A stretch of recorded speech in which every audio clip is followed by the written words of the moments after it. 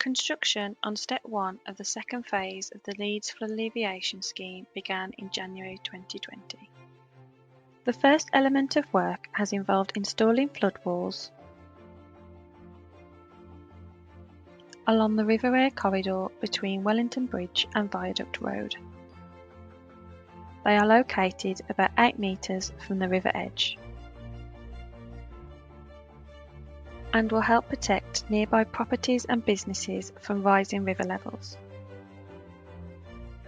Building materials are sourced from Derbyshire to reduce our carbon footprint. Construction of the flood defences will continue throughout Kirkstall towards Newlay Bridge.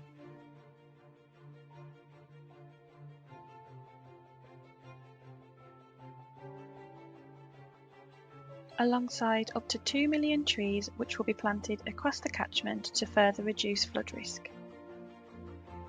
The future Step 2 works include a flood storage area and other flood defences at Alleviation Bridge in Bradford. More at www.leeds.gov.uk/FAS.